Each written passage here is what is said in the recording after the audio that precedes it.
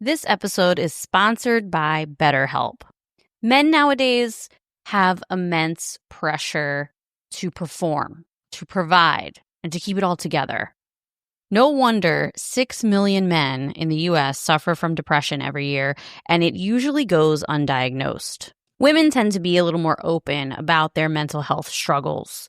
So if you're a man and you're feeling the weight of the world on your shoulders, it's okay to talk to someone, to open up about what's happening. BetterHelp has over 35,000 therapists. It's super convenient. You can switch therapists at any time. And the therapy sessions are all done through the app, so you don't have to travel anywhere to talk to someone.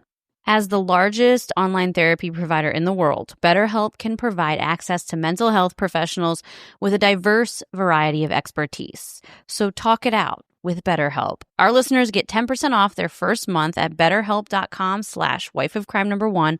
That's betterhelp.com/wifeofcrime1.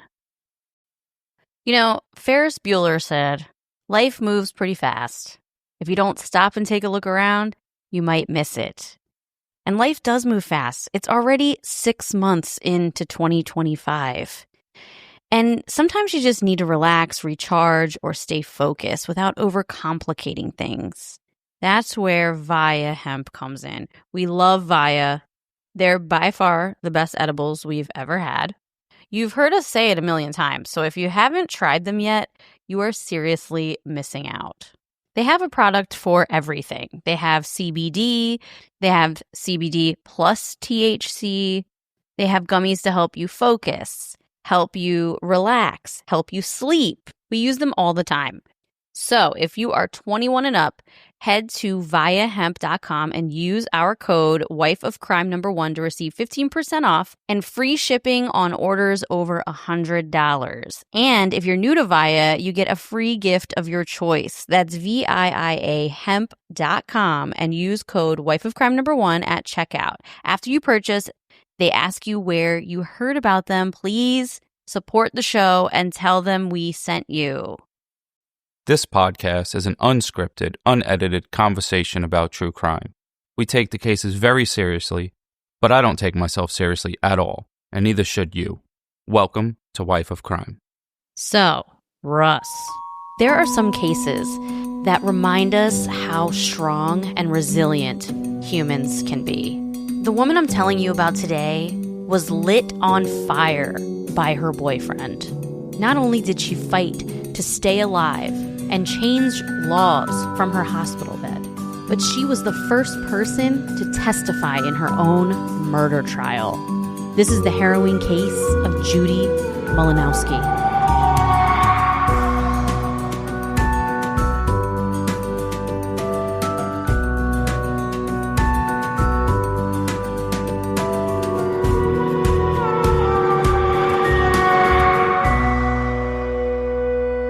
Hello, everyone. Welcome back to Wife of Crime, a true crime podcast where I tell my husband, Russ, true crime stories and he reacts to them. What's up, folks? It's your boy Russ, a.k.a. the Profiler, a.k.a. Stanky Legs. Stanky legs.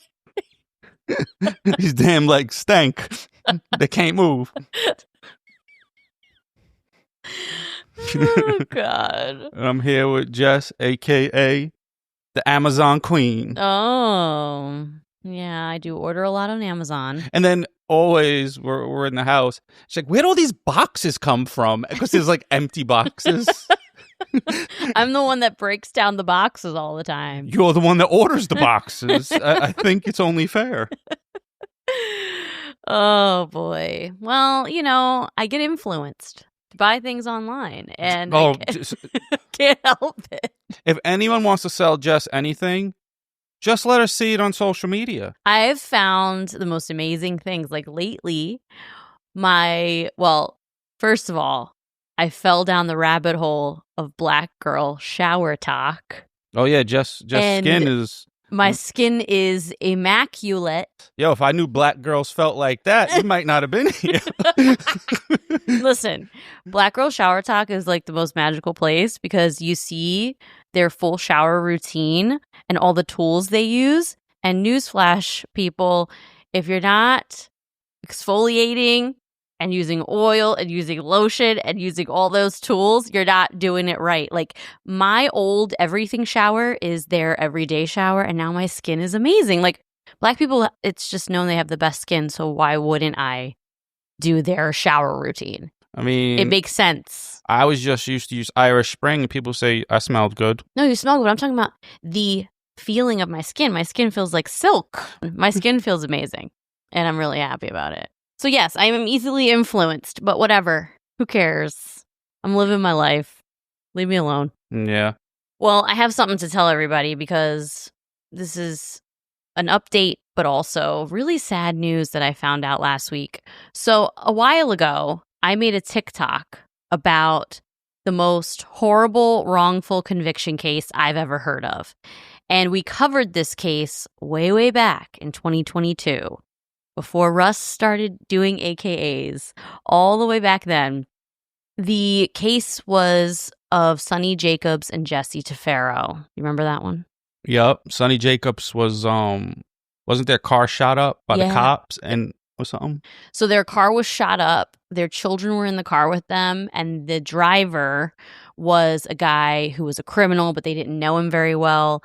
Anyway, the Jesse Tefero was her husband, and Sonny Jacobs, they both got arrested and charged with murdering police, and they weren't the ones that had a gun. They spent years in jail, and Jesse, unfortunately, was executed. Yeah, I remember that. And Sonny, finally, after years of fighting, she was exonerated. And then she moved to Ireland and she opened a sanctuary for exonerees. So they could go there. They can she's very hippie. She's like a self-proclaimed hippie. So she had the sanctuary for them where they could come out of jail. They could rehabilitate a little bit. They could do yoga. Was it called Sunny Days or something? So our episode is called Sunny Days Ahead. Oh. But the sanctuary was called the Sunny Sanctuary.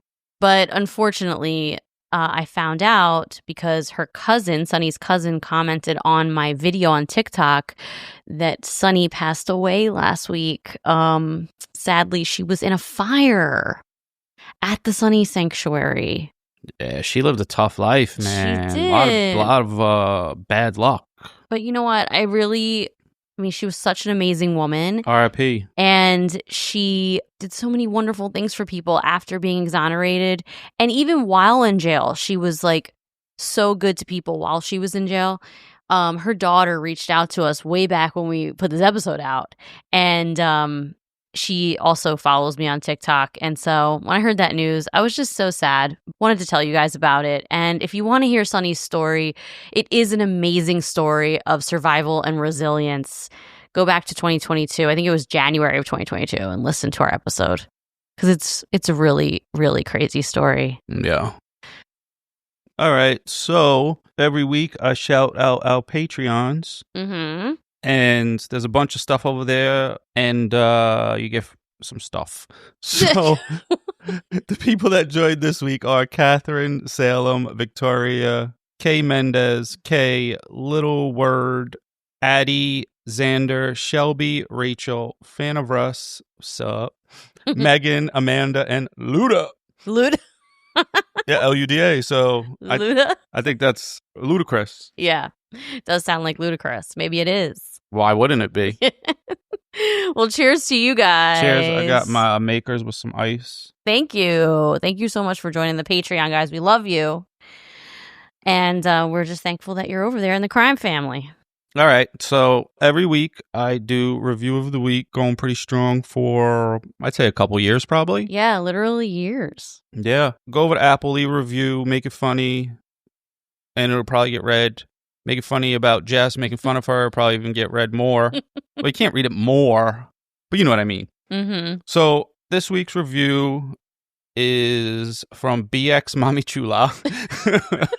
That's the name. And it says, it's 5 stars, and it says, you probably won't read this review because it's long. And you're right. I'm not going to read it. But...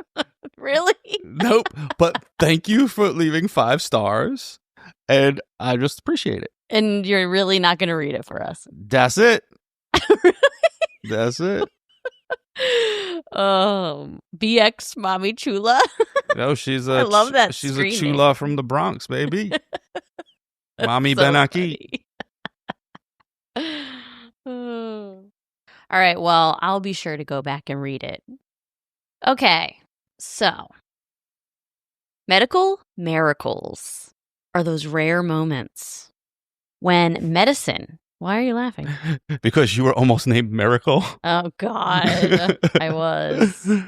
My mom, I was a miracle. No. 'Cause I almost died. My mom almost named me Miracle. There Oh might be a my miracle God. listening, so we can't There make fun of it. definitely is. I'm sorry that someone named you that. But yeah, I just don't look like a miracle.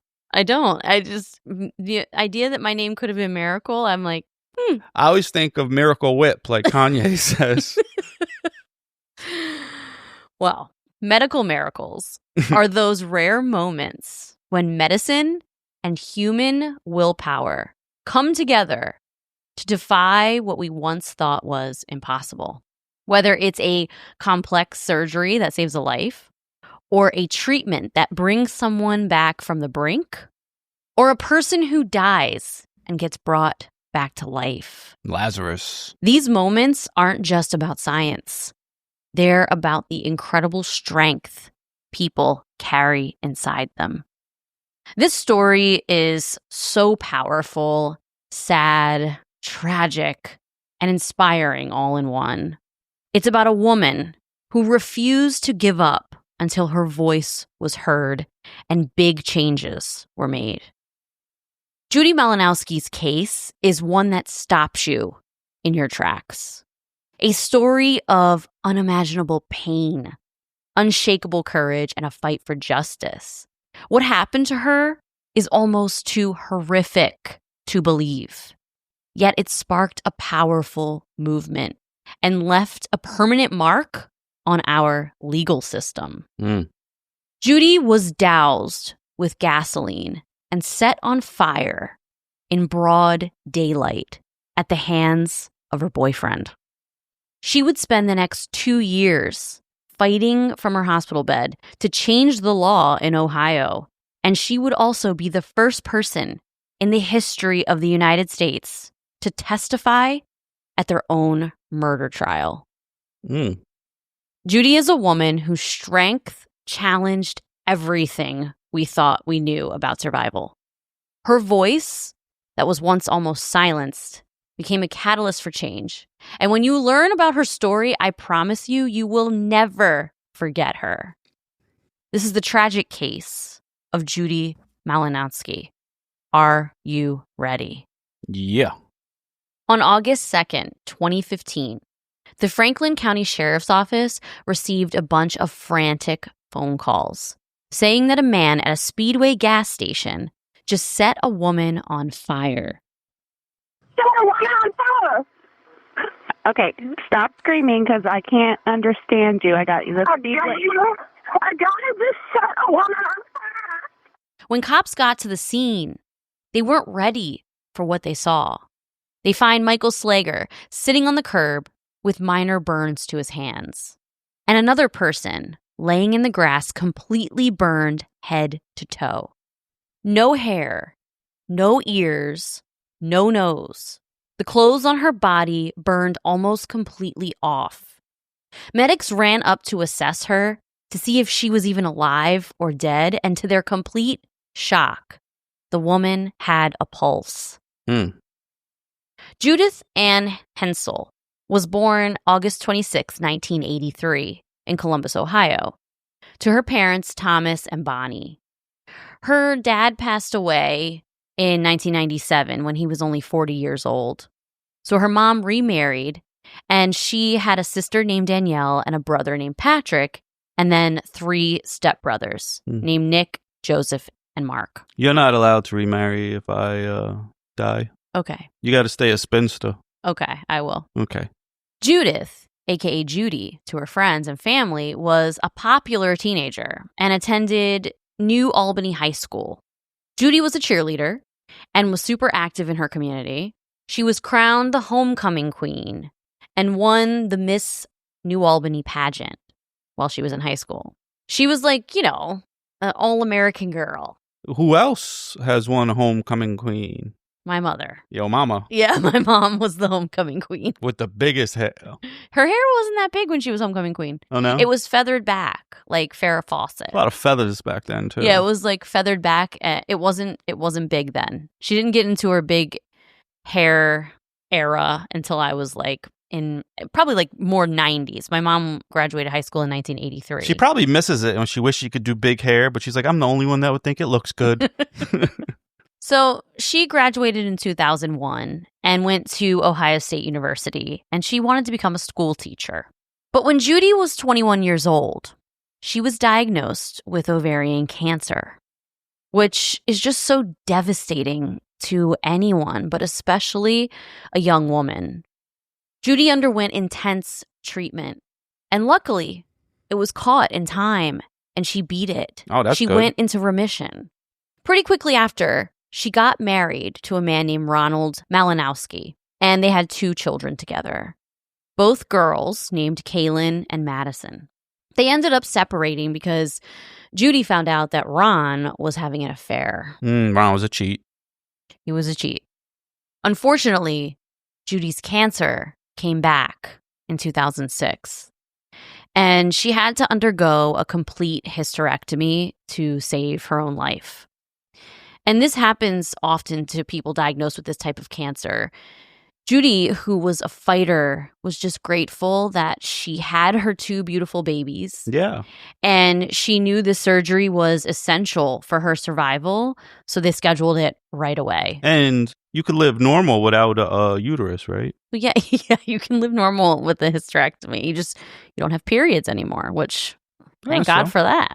So she's in her early 20s, and she's already been through so much. I mean, 2 bouts of cancer, a hysterectomy, a husband who had an affair, and now she's separated. I mean, it's a lot for a young single mom. Following the surgery, Judy had some complications, and doctors prescribed OxyContin and Percocet to control her pain. After a few months of taking them, Judy told her mom, Bonnie, that she thought she was becoming addicted to them. In the documentary that they recently made about this case, it's called The Fire That Took Her, Judy's mom, Bonnie, told Judy, just follow the doctor's instructions. So she did. Wouldn't we And all, you know? She did it to a T, exactly.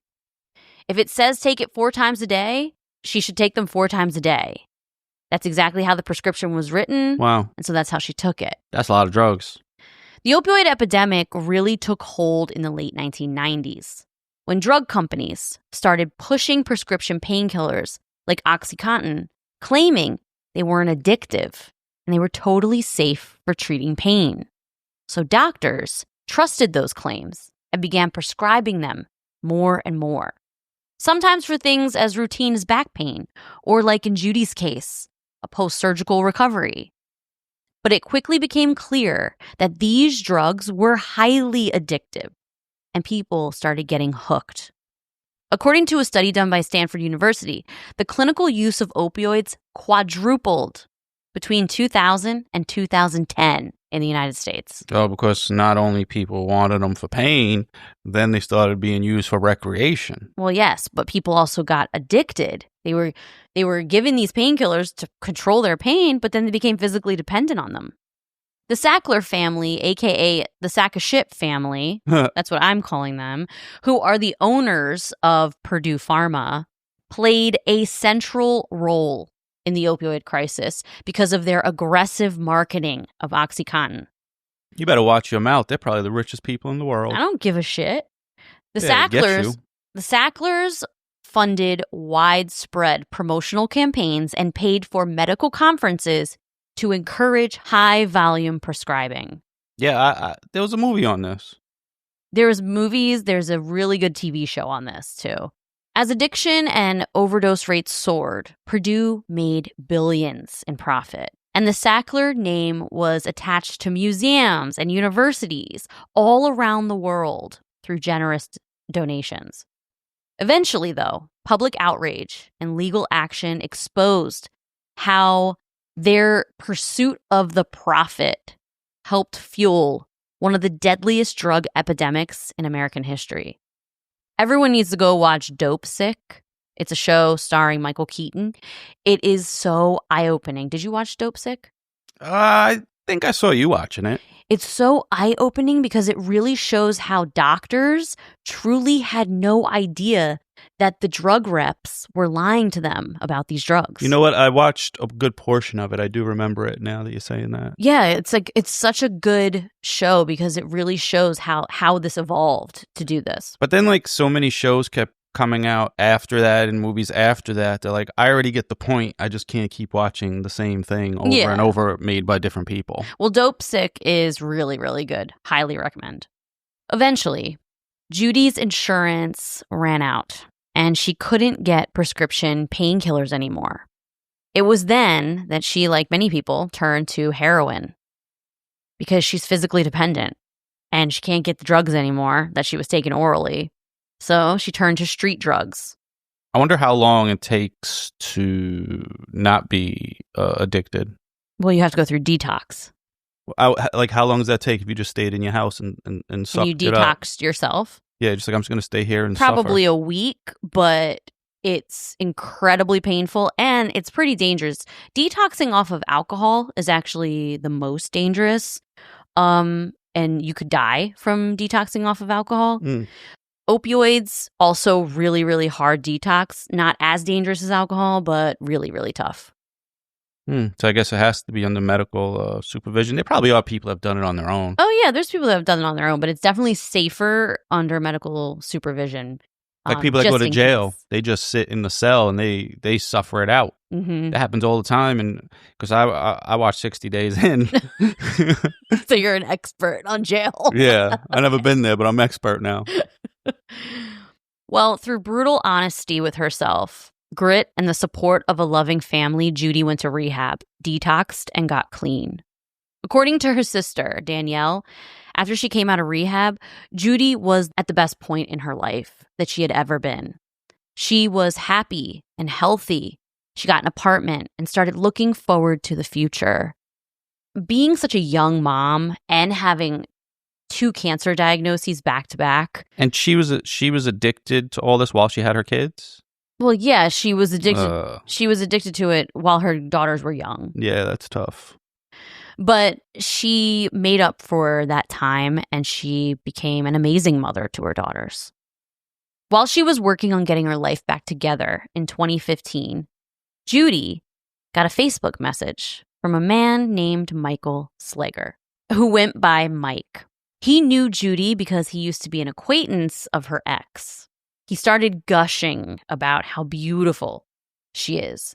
He complimented her nonstop. And after a few messages back and forth, he asked Judy out. Judy's mom, Bonnie, did not have a good feeling about him from the get-go. He was covered in tattoos, neck tattoos all the way down, like 2 sleeves. Back then, well, not really back then. In 2015, it wasn't a big deal. No. That's just the old school way to look at tattoos. Now, nerds are covered, so-called nerds, what you consider a nerd, are covered in tattoos. Yeah. Well, Judy's like you go to the library and see a librarian covered in tattoos with glasses. True. Well, Judy's mom, Bonnie, did not have a good feeling about him. And, you know, yes, he was covered in tattoos and he reminded her of a criminal that you would see on TV. That's kind of what she saw when she saw him. And she told Judy he looked like bad news. But Judy told her mom, you can't judge a book by its cover. Judy must have said something to Mike about it because Mike ended up going over to Bonnie's house and confronted her. Oh, you got to dump him right away. He told her that it's not very Christian of her to judge him based on his looks alone. And, you know, Bonnie decided, okay, he's right. Who was she to decide if he was good or bad based on how he looked? She decided to give him a chance. Judy and Mike went on their first date, and they were immediately glued at the hip. They made it Facebook official, May 9th, 2015.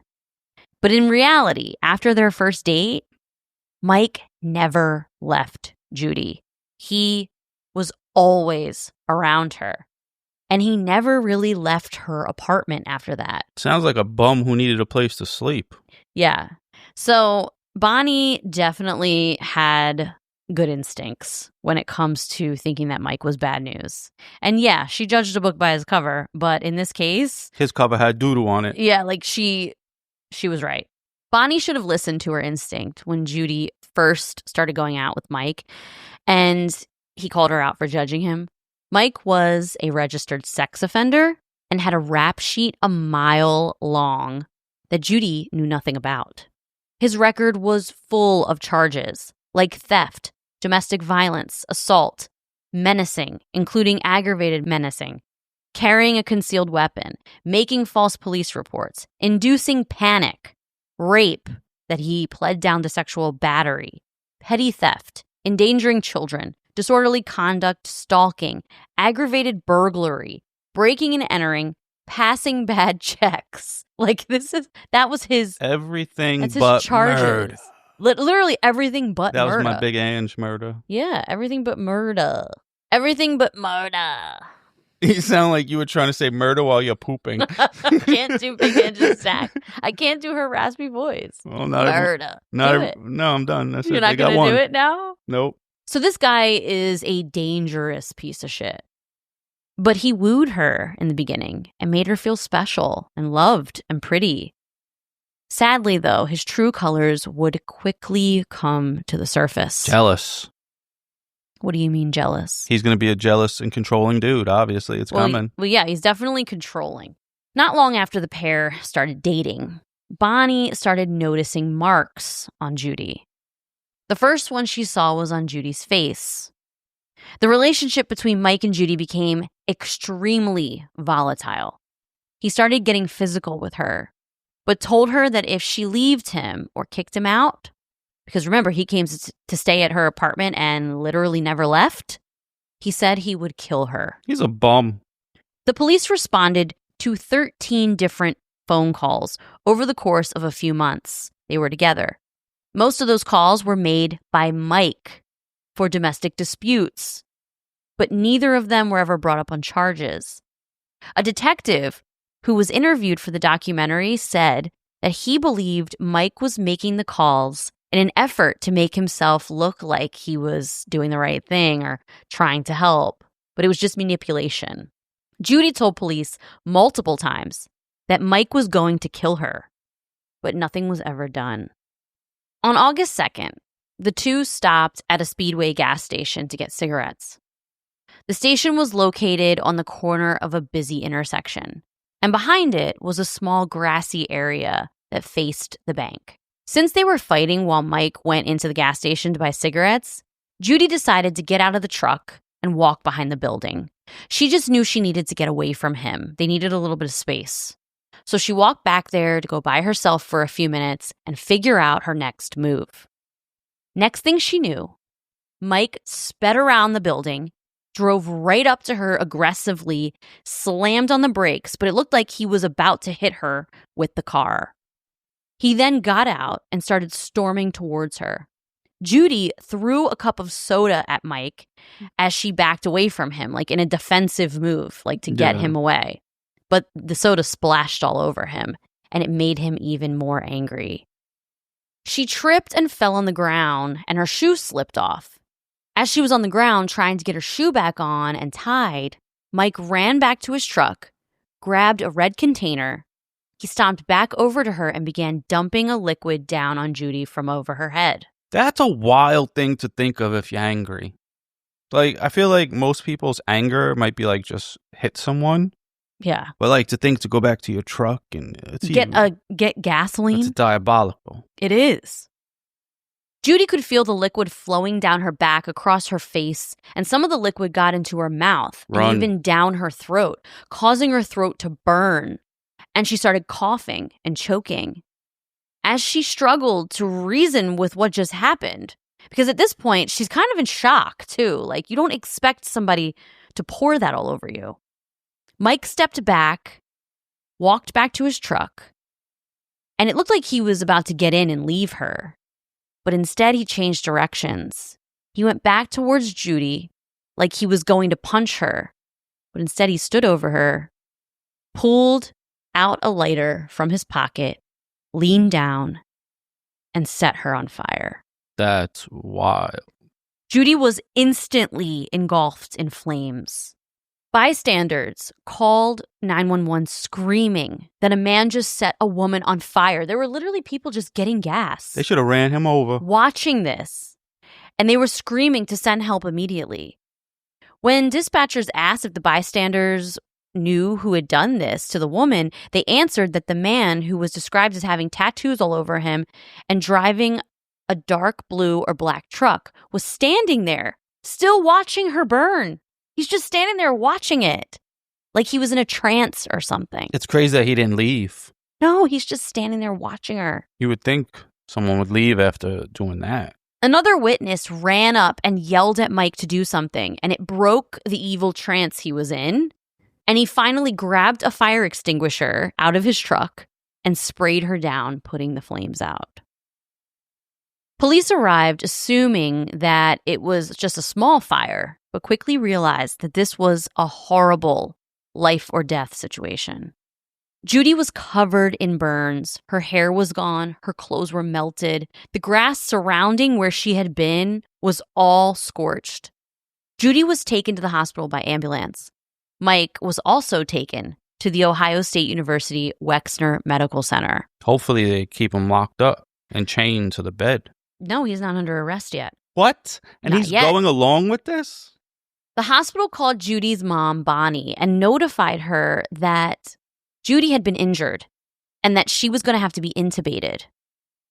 Bonnie didn't understand, right away what happened. She drove to the hospital immediately, but she didn't know what was going on because they don't tell you everything over the phone because they don't want you to get in an accident on the way there. Once she got there, Bonnie ran through the ER trying to find Judy.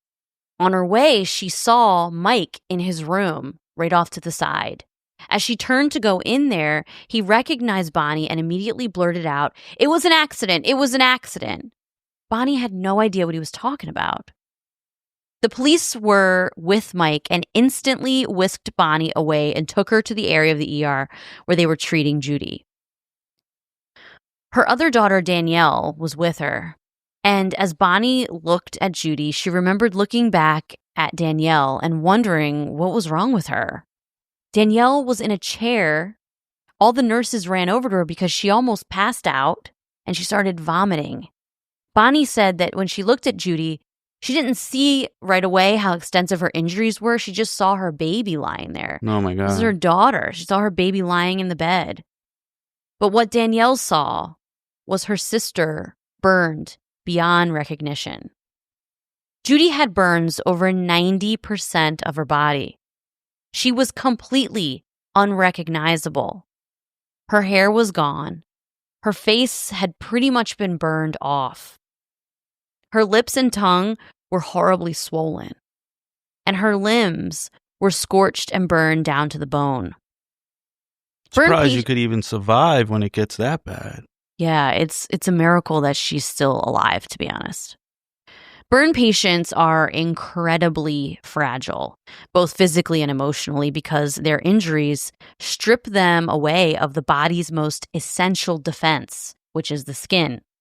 Without it, the risk of infection skyrockets. Bacteria that would normally be harmless to us, is now a deadly complication, potentially. I didn't think of that. Because our skin protects us, and it's so incredibly important. In the hospital, we use a tool called the Bow score to estimate a patient's chances of survival from burns. So what they do is they add the person's age to the percentage of the body that's been burned. And the higher the number, the more critical the situation. Judy was 31 years old. And with the percentage of her body that was burned, Judy's Bow score was 110.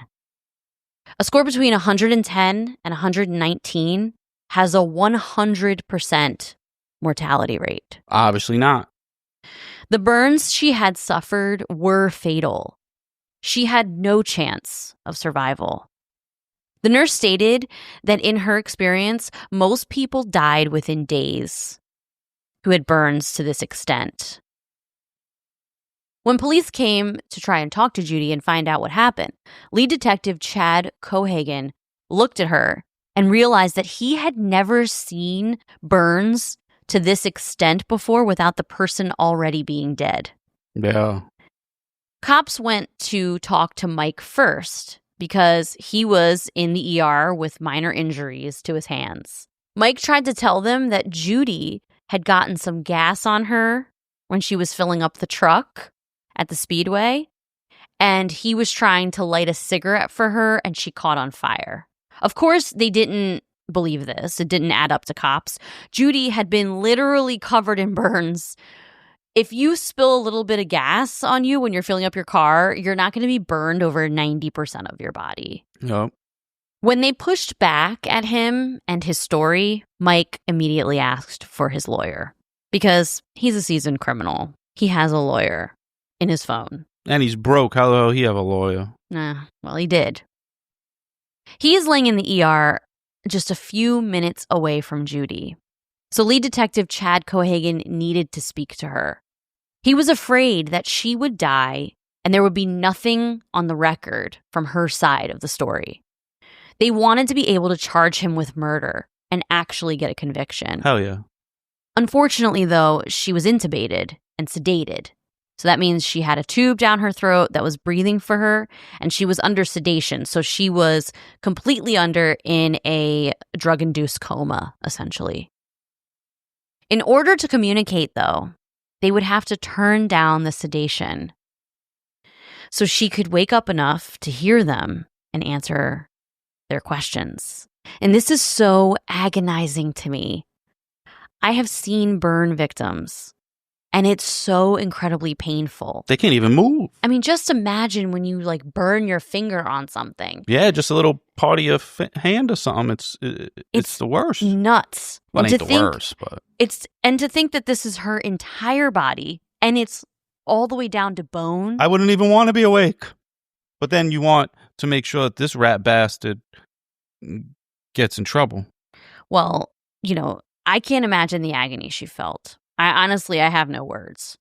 The medical staff turned down the sedation so Judy could respond to his questions. Detective Cohagen asked if she had spilled gas on herself. With a small movement, she shook her head no. When he asked if Mike spilled gasoline on her, she shook her head yes. And with that, the cops went full force on this investigation. They placed Mike under arrest in the ED and charged him with felonious assault and aggravated arson. They should feloniously beat the shit out of him. For real. Did that word make sense in that context? No. I mean, no. I wasn't sure. No. For 2025, I made a promise to myself that I would not be eating as many processed foods. So I've been trying really hard to cook things from scratch and use cleaner ingredients. Well, on the days that I work or days that I'm just super busy and don't feel like preparing a giant meal, HelloFresh comes in clutch. Every HelloFresh meal uses high-quality ingredients, including seasonal fresh produce and proteins that travel from the farm to your doorstep.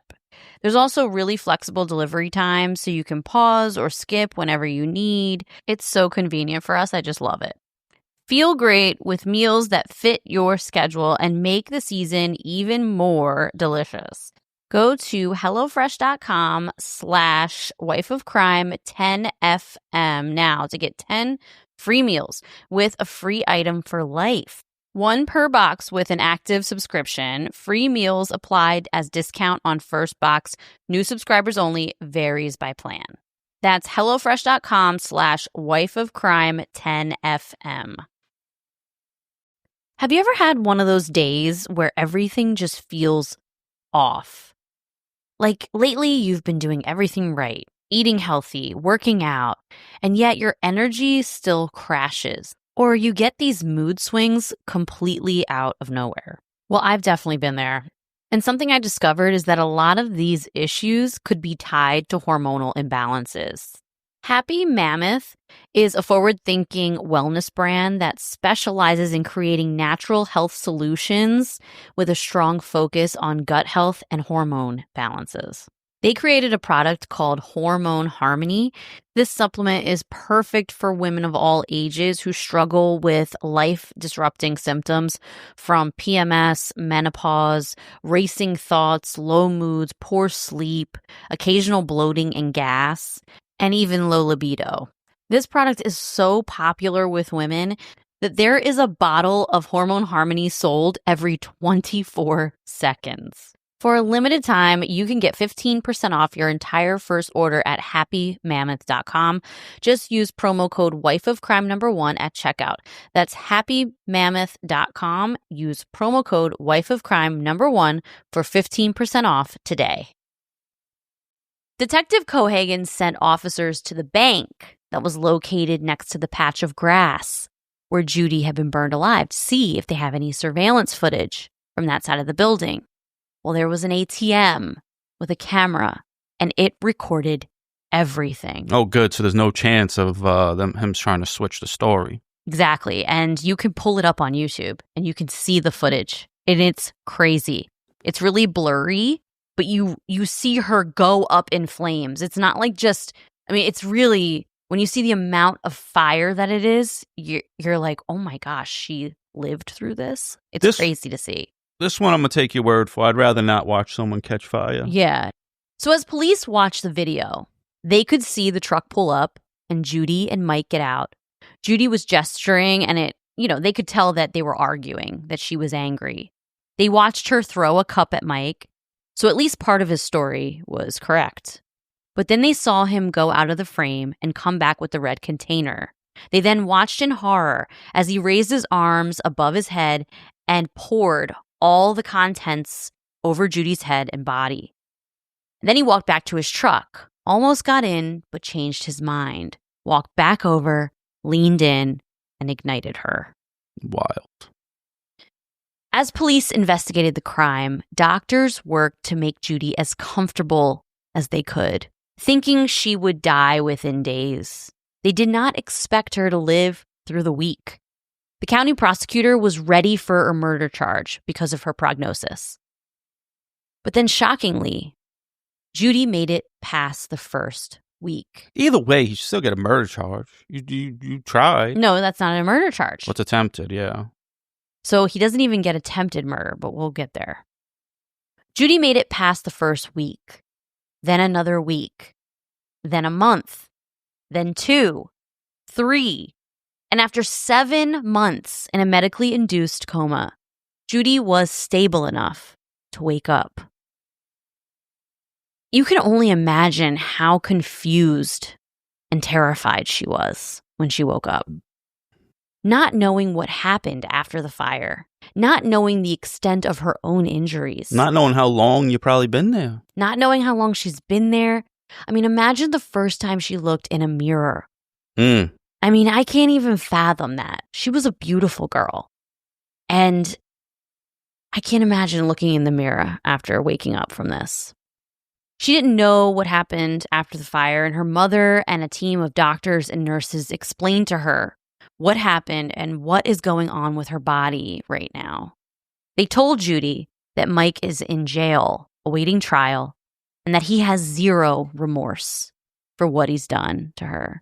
And in fact, he kept lying about it. Her daughters were finally able to come and see her. Wow. While she's awake. Judy keeps going.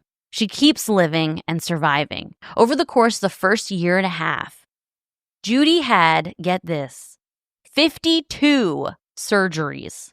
52. One a week. And this is even crazier. She coded 7 times.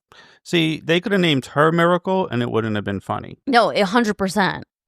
I think you know this now because I've explained this to you, but for everyone listening who doesn't know, when medical people say someone coded, or we say code blue, You did. it means someone died.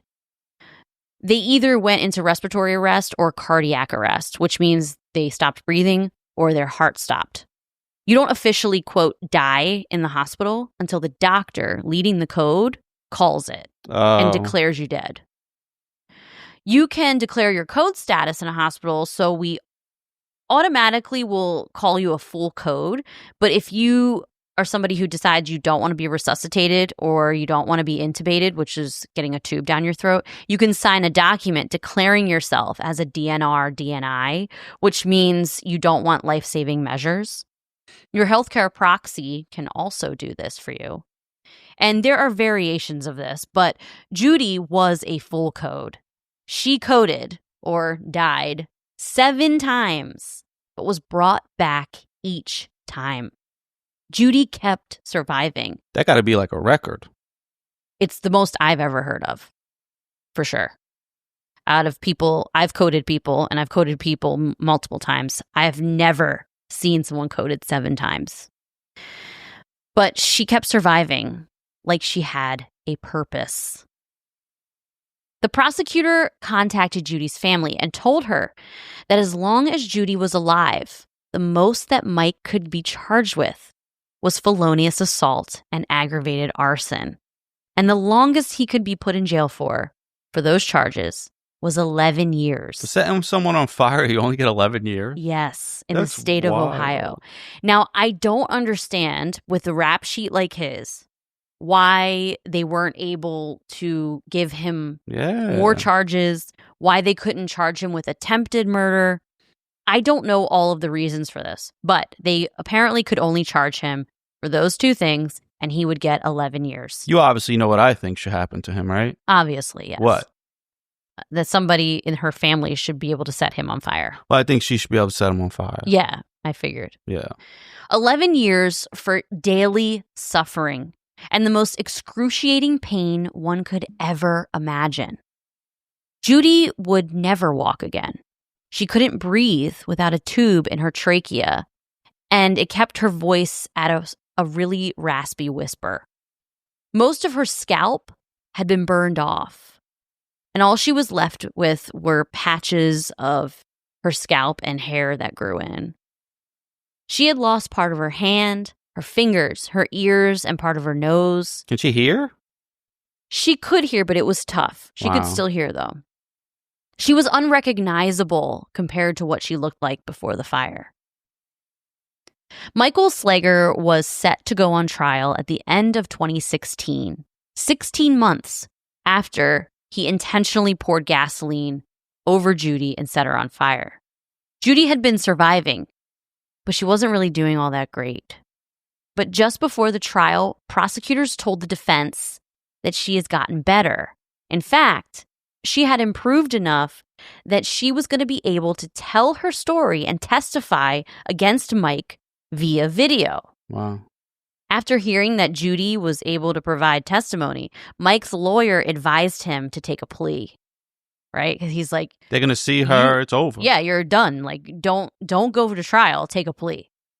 If Judy testified and then later died, they would be able to charge him with her murder. See, if I was that lawyer, I probably would have been like, yeah, come on, we could beat this. Yeah, like you'd sandbag the case. Yeah, I'd sandbag. And no one would know because I would act like that was the best I could do. Yeah.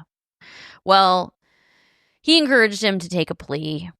Judy told the prosecutor that she'd be willing to allow her ex to take the plea, but only if it gave her a guarantee that he would be charged with murder if she later died from her burns. Mike took the deal, but changed his plea from not guilty to no contest. No contest isn't admitting guilt. It's neither a denial or an admission. It is like an agreement to the consequences of the charges without saying you actually did it. The biggest difference is that no contest pleas mean that the plea cannot be used against a defendant in a civil proceeding, where a guilty plea can. Okay, do you understand that? Yeah, but suing him for money, like, you ain't getting shit. He's a bum. He's a bum anyway. At sentencing, Bonnie made an impassioned victim impact statement saying that Judy and everyone who loves her had been given a life sentence and that Mike would just be released after 11 years. Judge Julie Lynch listened and didn't pull any punches. She emphasized what Bonnie had said. And she also added, there is no pain like the pain inflicted by burns. She told that scumbag that she knew he did it and that he hadn't ever been sorry about it.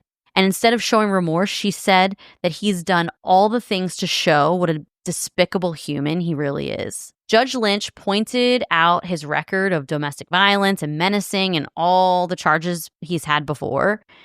And she wished that she could have sentenced him to a harsher sentence for what Judy went through. What state is this? Ohio. They're pretty lenient. She told Mike that he seemed like one of those people who had no soul and needed to be incarcerated for the rest of his life. Yeah, the world's better without him. She gave him the maximum sentence allowed by law, 11 years, for felonious assault, aggravated arson, and possession of criminal tools. Then she told the bailiff, take him out. And there's footage of her, and she is like disgusted talking to him. Back at the hospital, Judy had a complete breakdown after she heard this sentence. She felt that it wasn't fair, that Mike was getting off with an easy prison term after the amount of pain he had inflicted on her. Judy wasn't just sad, though. She was mad, and she wanted to do something about it, so no one else would be put through the same excruciating pain and suffering that she had while waiting for their assailant to get a light sentence in comparison. Judy took her anger and turned it into action. She met with Ohio legislators and got to work to change the law. By February 2017, House Bill 63 was introduced. It was a bill known as Judy's Law. It would add 6 years to a sentence in felonious assault cases where a victim was left permanently disfigured or incapacitated. And the bill flew through the Ohio House, passing with a unanimous vote from both sides. Finally, politicians agree on something good. Right? I know. They should get even more than that, but I understand, like, she got it increased by a lot. Yeah, I mean, she got it increased by a good amount. And she's doing this all from her hospital bed. Like, she's asking to meet with these legislators who come to the hospital and meet with her. Judy's daughter, Kaylin, who was only 13 at the time, testified before the House and provided her heartfelt statement to legislators about how this law would prevent others from suffering like her mom did. She says, quote, while we stand here today, my mom lays in a hospital bed where she has been for 689 days. That's so much. Yeah. Please pass my mom's law, because together we can prevent these types of situations. We can prevent this from happening to other families. While he got 11 years, my mom, my sister, and I got a life sentence. Facts. Meanwhile, Judy's health was really declining. The fact that she was still alive almost 2 years after this attack was nothing short of a medical miracle. Franklin County District Attorney Ron O'Brien knew that if Judy died, he would pursue a murder charge against the monster that did this to her. The DA's office approached Bonnie and Judy and explained that at trial, there would be nothing but Michael Slager's story to tell the jury. What if Judy told her own story? What if Judy testified at her own murder trial? At the time, no one in the United States had testified in their own homicide trial. There weren't any rules against it. The only rule was Rule 27 that allowed injured persons who later died to preserve their testimony for future use in things like asbestos or fire-related claims. Wow. There was a hearing held to decide if the court felt it was appropriate for Judy's deposition to be recorded. Hell yeah. And then they would lock it away, and no one would see it until she died and he went on trial for murder, and the murder trial started. It's sad. It's very sad. After successfully arguing his point, D.A. O'Brien was given the green light to make the recordings, but there were some stipulations. Judy had to be competent to testify. That meant she had to come off of the pain medications and show that she was lucid and able to answer questions that would be posed to her. Judy was in excruciating pain on her best days with heavy doses of pain meds. Was she even going to be able to handle being off of them for hours during a recorded testimony? The night before her deposition was scheduled, the district attorney got cold feet. And Warren Edwards, the prosecutor who'd been working really closely with Judy and her family for the last 18 months, wasn't going to give up on her that easily. He went to Judy's bedside and he recorded her. He showed the district attorney so he could see that she looked and sounded strong and that she was ready to do this. So DA O'Brien said he was okay to go forward with the testimony.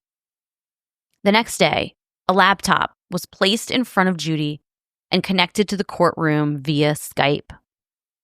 In a move that could only be considered cruel and unusual, Mike and his legal team had the audacity to request to be present in the room when Judy was giving her testimony. The hospital room? Yes. Mike said that if he could look Judy in the eye, he knew she wouldn't tell any lies. What a... I mean, he is the scum of the earth. Burn this sucker.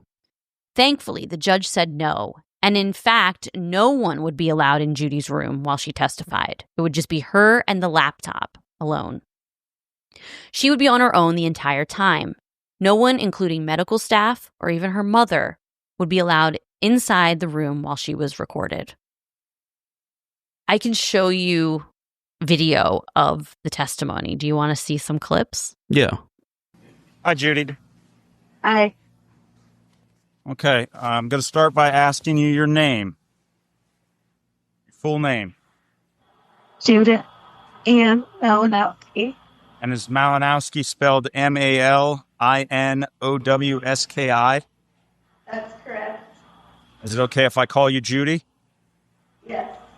And Judy, is your birth date August 26, 1983? Yes. So you're 33 today. Yes. Okay. I want to talk to you about Sunday, August 2nd, 2015. Do you recall that day? August 2nd, 2015. Yes, I do. Okay. And on that day, were you with Mr. Slager? So when you were with Mr. Slager, you indicated that the two of you stopped at Speedway. What did you stop there for? Yes, cigarettes. Did both of you go in to get cigarettes? Or did only... Who went in? He did. We were arguing back and forth. Either one of us were very happy with each other. Okay. And what did you do when he went in to Speedway to buy cigarettes? He was extremely upset with me, so I tried to sneak out of the truck and around behind the Speedway building. Okay. And this is the Speedway at 376 Agler Road, right?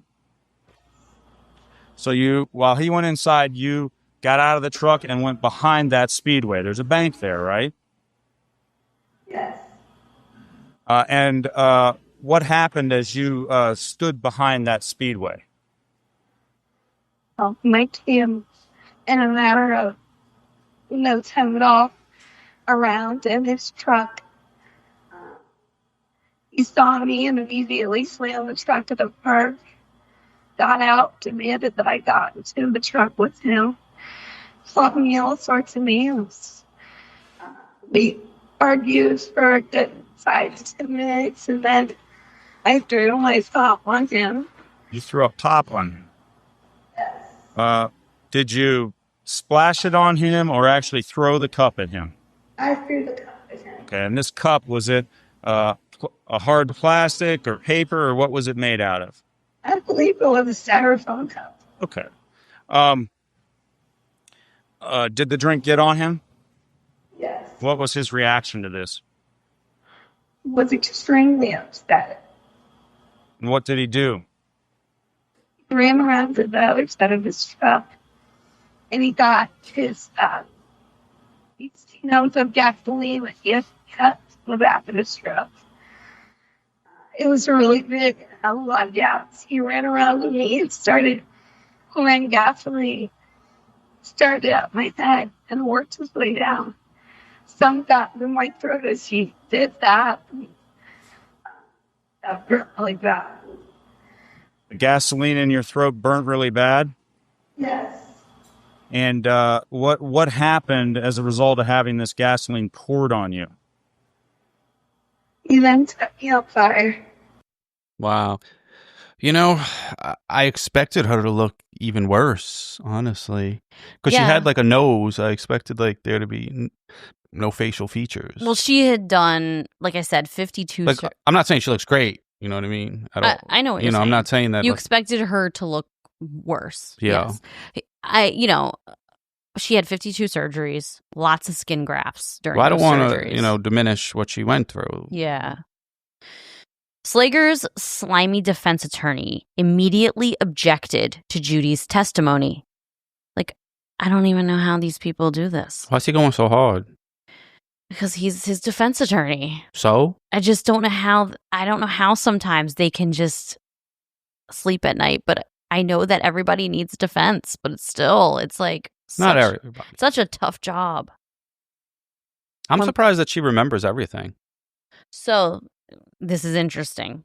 After the prosecutor was done, the defense attorney got up and started asking questions about Judy's previous heroin addiction. The attorney tried to get her to admit that she stole money and items from Mike, but she strongly denied those accusations. He accused her of stealing from Bonnie, which she admitted to stealing from Bonnie in the past, a long time ago, but it had nothing to do with this. What he was getting at was trying to play on the fact that Judy was an addict and not a nice person. What would that have to do with setting someone on fire, though? So Exactly. It's irrelevant. He still did it. Even if she was a piece of shit, it wouldn't even matter. I know.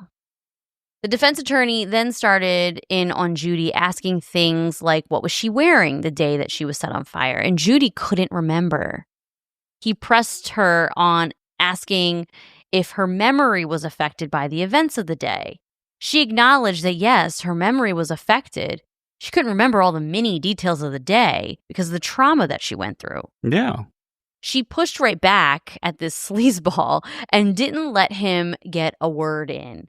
She said, you have to understand that on August 2nd, I was set on fire, thrown to the ground and burned 95% of my body. It's really hard for me to keep track of everything that happened that horrible day, but I definitely remember that. Yeah, because after that, she was put out. Yeah, she was put into a medical-induced coma. Can you tell us what you were wearing that morning of August the 2nd? I don't remember. You remember getting dressed that morning? No, I don't. It'd be fair to say that the trauma you've suffered has affected your memory? Yeah. And that it has affected your ability to recall events accurately? I'm trying to reframe that. Would you agree that because of the trauma that you have suffered, your ability to recall events accurately has been compromised? I can recall the events, but the missing details of them is hard for me to recall. You have to understand, on August 2nd, I was on fire. Yeah. Thrown on the ground and burnt. 95% of my body. I understand. What I'm trying to get to Really is hard to try to keep track of everything that happened in the horrible relationship. The defense attorney basically gave up after that and stopped asking questions. Judy stayed awake and alert without relief from her pain for 3 hours during this deposition. Her nerve pain must be insane. Oh, I'm sure. I can't even fathom the pain that this lady was in. When Bonnie was finally allowed back in the room, she said that Judy grabbed her and cried and cried. Her whole body was shaking from the pain. Bonnie said that after her deposition, Judy's demeanor changed, and she started asking if she deserved what happened to her. It affected her physical condition as well. Judy's sister Danielle wondered why they couldn't just up Judy's medicine and let her kind of slip away, like in the way that we put a dog down. They do it in Canada, I think. They do it in other states, they do it in Oregon, but you have to be like weeks away from death. Wasn't that like Dr. Kevorkian or something? Yeah, Dr. Kevorkian is a very interesting person. He was a big proponent of physicians-assisted suicide, and he assisted many of his patients in suicide. All of them were terminal, and there were a couple, I think, who had Alzheimer's diagnosis. But it was something that he was actually very passionate about, and it was something that him and his patients agreed on, and he felt like he was doing them a service. It's a really interesting story. Maybe I'll tell that story one day. But her sister wondered, why couldn't we just give her medicine that would cause her to die pain-free? But the hospital had done all it could do to help Judy medically. And at one point, the doctors recommended that she be placed on hospice. Bonnie couldn't bring herself to sign the papers. Her mom, she was like, I can't sign these papers. But Judy said she would do it. Wow. Judy's signature indicated that she wanted comfort care only. She no longer wanted extreme medical measures taken that would prolong her life and her suffering. Judy made sure her mom knew exactly what her wishes were for her daughters, laying out all the rules for Bonnie. Judy told her, "Mom, you have to teach them to be successful. They have to go to college. They have nothing. They have no inheritance. They don't have parents because their father wasn't even involved." She told Bonnie that the girls couldn't go to a dance until they were in 11th grade because they'll be a bag of hormones. Yep. Make them wait till at least their 3rd year before they go to a dance. Judy made sure to let Bonnie know that if the girls got cell phones, they needed to be monitored, along with any social media. I would have said they got to be nuns. Nuns, yeah. Yeah, they got to serve the Lord. So, in the end days of Judy's comfort care while she was on hospice, she spent so much time with her family, so much time with her daughters, set up everything for her daughters so that her mom knew exactly what her wishes were. Judy's mom was at her side when she died on June 27th, 2017, 696 days after Michael had poured gasoline on her and lit her on fire. Judy's law was making its way through the Ohio Senate. On the day she passed away, it was approved by the Senate a few hours after Judy died. Wow. I wonder if that's a coincidence. Yeah, it was a coincidence. It just happened to get passed through. I don't know how long it takes to do paperwork or whatever. It did, yes. It was a coincidence, and it happened on the day she died. Wow. The next step... that sometimes makes you think that there are no coincidences, Yeah. Like, we're in the Matrix. This is all a program. Yeah, it's a pretty wild coincidence. So the next step would be to get it on the governor's desk for a signature. Governor John Kasich formally signed House Bill 63, known as Judy's Law, on September 7th, 2017, with Judy's daughters and family there to witness it. The law provides prosecutors with the ability to tack on longer prison sentences to people who intentionally disfigure their victims, like Judy. Judy's autopsy results indicated that her death was due to the late effects of thermal injuries from a gasoline fire. The district attorney charged Michael Slager with 2 counts of murder. However, he also offered a plea deal. They should give him the death penalty. Slager refused to take the deal, even after the DA said if he refused, the DA was going to go after the death penalty. Good. Of course, the defense made every attempt they could to delay the proceedings. Since Judy couldn't be there, Bonnie was in the courtroom for every single motion that Slager's defense team made, including a stupid one where they just wanted to request for him to be able to wear a suit. They're just pulling things out just to try to delay this. Know what I would have told his defense attorneys? What? I would have told them defend these. I know you would have, for sure. The main thing his team was fighting for was to keep Judy's recorded deposition out of the trial, which thankfully they lost. The inclusion of the video meant that Judy would be the first person in U.S. history to testify at their own homicide trial. After months of delays, Michael Slager's trial was set to begin July 2018. Still trying to reason with him to take the plea, his defense team brought Slager's daughter in to try to beg him to take the deal that he'd been offered. She made a tiny bit of headway. He agreed to plead no contest, like he had with the original charges when Judy was first burned. But Bonnie, her mother, wasn't having it. She wanted him to admit his guilt or face the jury. Finally, the day before opening statements were set to begin, Slager gave in and entered a guilty plea in exchange for the death penalty being taken off the table. What a pussy. Bonnie and Judy's daughters were given the opportunity to review the decision and discuss it. Maddie, Judy's youngest daughter, said on the documentary that he shouldn't be allowed to have visitors in prison if he got life in prison because she can't see her mom. Hell yeah, that makes sense. Her sister Kaylin... Put him in the box. Yeah, her sister Kaylin still wanted him to get the death penalty. I'm with that too. In Judy's deposition, they asked her what punishment she wanted Mike to get. And she said, life in prison. She didn't believe in the death penalty. Oh, man. In the end, the deal went through, and Michael Slager was sentenced to life in prison without the possibility of parole. As a legacy to her daughter and to honor the life and bravery of Judy, Bonnie created Judy's Foundation. Judy's Foundation helps victims and their families that have dealt with or are currently dealing with domestic violence, drug addiction, and human trafficking. One of their main goals to have Judy's Law become a federal law. It's not yet, but they continue to fight, just like Judy did.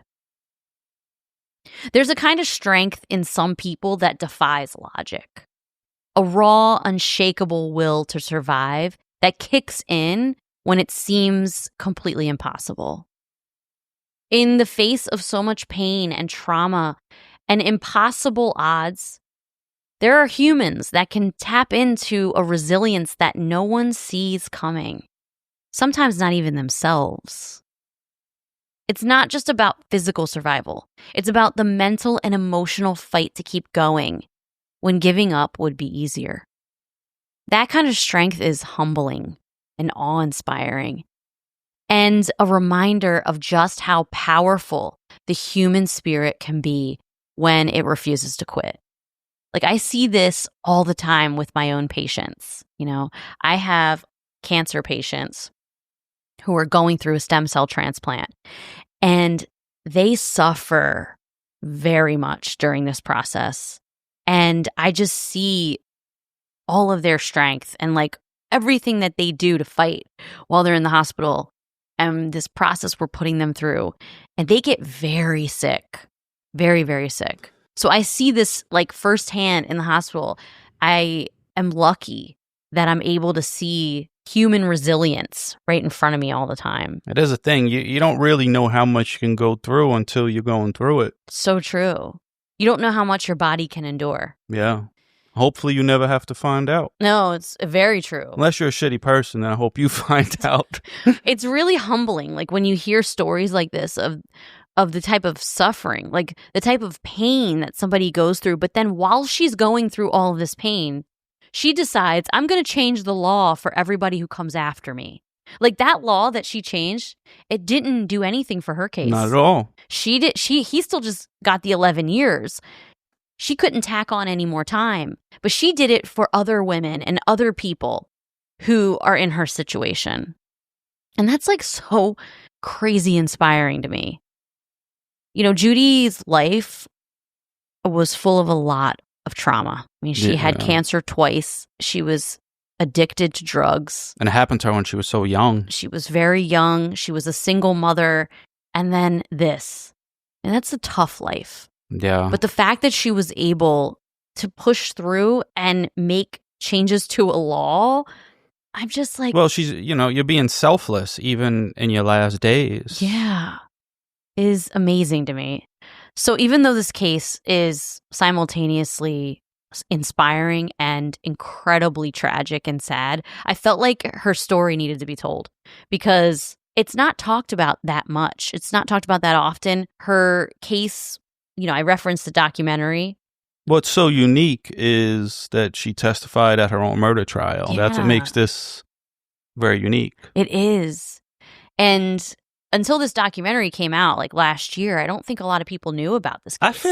I was having some deja vu when you were telling this story. I'm like, did we ever talk about this? No, I don't think we've talked about it. That's but so weird. Maybe you saw the preview of the documentary. Probably, because that's all I watch of documentaries is previews. And I'm like, all right, I got the story. Yeah, you don't watch the full documentary unless we're doing it for Patreon. Dicks, if the preview's like 3 minutes, a lot of times like, damn, this preview's talking too much. Like, get to the point. Yeah, he has 100%. You'll be like, okay, I watched it, I'm done. Yeah. So you probably saw the preview, but yeah, it's a really tough watch, but I think it's a good watch. I think it's essential. The documentary is called The Fire That Took Her. I think it's on Paramount Plus now. If you're interested in watching it, but it is a tough watch. So that's the case of Judy Malinowski. And you can look up Judy's Foundation on Facebook. It shows everything that they do, them fighting to make Judy's law a federal law, which would be amazing because right now it's only in the state of Ohio. But well, I'm glad that piece of shit's never going to get out of jail. Me too. Thank God. All right, everybody. Well, thank you for tuning back in. Check us out on Instagram at Wife of Crime Pod. Wifeofcrime.com. Wifeofcrime.com and Facebook. For the t-shirts and cups and hats and stuff. And Facebook at Wife of Crime, the Crime Family. And Patreon at Wife of Crime Pod. Yeah. And we will catch you guys later. Stay cool. Okay, bye. Peace.